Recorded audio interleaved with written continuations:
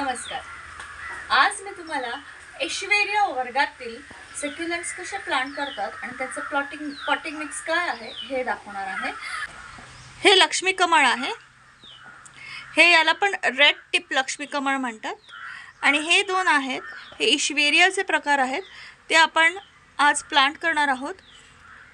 सगळ्यांचं potting mix सारखंच आहे, त्यामुळे आपण ते एकसाथ त्याचं पॉटिंग मिक्स तयार करणार. आज मी जास्त प्रमाणात पॉटिंग मिक्स तयार करणार आहे, तर मी हे आज माप वापरलं आहे. हे भरून कंटेनर भरून गार्डन सॉईल पाऊंड कंटेनर, तोच कंटेनर पाऊंड कोकोपीट, अर्ध कंटेनर गांडूळ खत किंवा शेणखत आणि पाव कंटेनर वाळू आणि कोळशाचे तुकडे.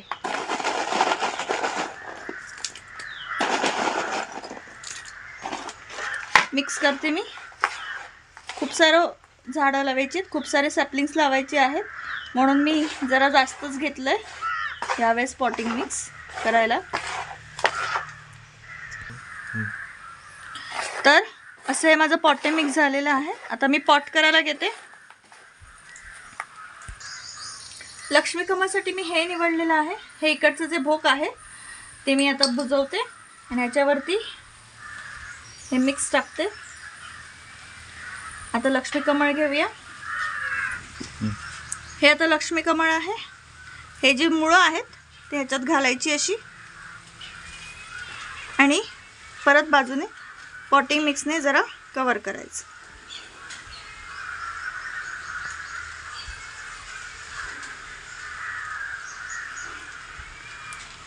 आता ह्याच्यावरती आपण घालूया हे दगड. ही काळजी घ्यायचीच आहे सक्युलंट्स लावताना तुम्ही. आता हे कवर अप मी केलेलं आहे व्यवस्थित, तुम्ही बघू शकता. तर असं हे माझं रेड टिप लक्ष्मी कमळ पॉट करून झालेलं आहे. आता पुढच्या लक्ष्मी कमळाकडे वळूया. हे पण एक लक्ष्मी कमळच आहे, तुम्ही बघू शकता. फक्त ह्याचे टिप्स रेड नाही आहेत, म्हणून याला साधं लक्ष्मी कमळ म्हटलं जातं आणि त्याला रेड टिप. आता ह्याच्यासाठी मी हे निवडलं आहे. खाली दगड टाकते मी आणि हे सगळी भोकं ब्लॉक करते. त्याच्या पुढे पॉटिंग मिक्स. आता तुम्ही इकडे बघू शकता ह्याचं मूळ हे असं आहे, त्यामुळे मी काय करणार आहे, आता हे आधी लावणार आहे असं आणि त्याच्या नंतर मग मी ते भरायला लागणार आहे सगळ्या बाजूने. आता थोडं दाबूया.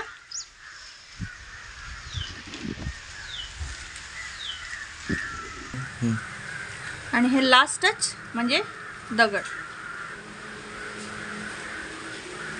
हे असं सगळ्या बाजूने तुम्ही बघू शकता मी दगडाने पॅक केलेलं आहे. तर हे माझं दुसरं लक्ष्मी कमळ पण पॉट करून झालेलं आहे. आता हे दोन शेवटचे एशवेरियाचे प्रकार. हे आता पॉट करण्यासाठी मी एकच पॉट निवडलेलं आहे. असं खोलगट जरा दगडाने भरलेलं आहे. ह्याच्यावरती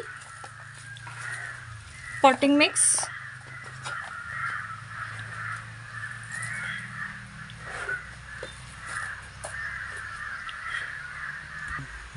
आता हे असं लावते आतमध्ये आणि हे बाजूला असं इकडे लावते आणि हे परत पॉटिंग मिक्सने भरते आणि लास्टच दगड. आणि मी हे असं हे वरचं सगळं कवर केलेलं आहे. आता सर्वात शेवटी पाणी. तुम्ही बघू शकता दगड घातल्यामुळे कसा फरक जाणवतो. तर झाडांना त्रास होत नाही. मी हळूहळू पाणी घालते. तुम्ही स्प्रेने पण घालू शकतात, पण काळजी घ्या की त्यांची पानं जास्त ओलं होणार नाही.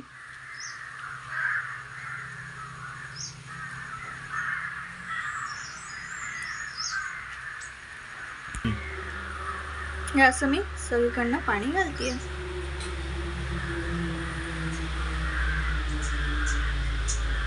पहिल्यांदा घालताना जरा व्यवस्थित घालावा, कारण नवीन माती असते, वेळ पण लागतो भिजायला. आता ह्यांच्या बाबतीत घ्यायची काळजी, 6 तासाचं मिनिमम 6 तासाचं इनडायरेक्ट ब्राईट लाईट हे फार महत्त्वाचं आहे. त्यामुळे तुमचा जो सर्वात ब्राईटेस्ट कॉर्नर असेल घरातला तिकडे हे झाड ठेवा. दुसरी गोष्ट, पाणी तेव्हाच घालायचं जेव्हा माती पूर्णपणे सुकल्यासारखी वाटेल. यांचं टॉलरन्स खूप आहे ड्राय वेदरचं, त्यामुळे ते सहन करू शकतात.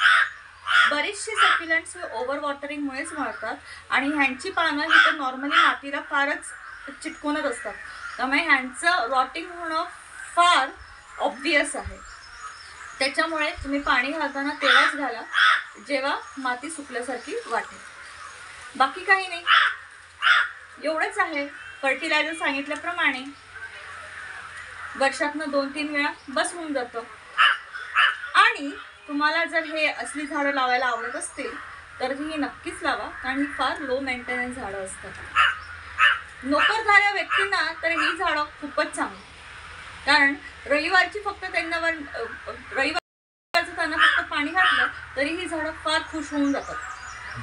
त्याच्यामुळे तुम्ही नक्कीच सक्युलंट आपल्या घरी लावा आणि आपलं घर सुशोभित करा. तुम्हाला जर माझा व्हिडिओ आवडला असेल तर तो लाईक करा, माझं चॅनल सबस्क्राईब आणि शेअर करा.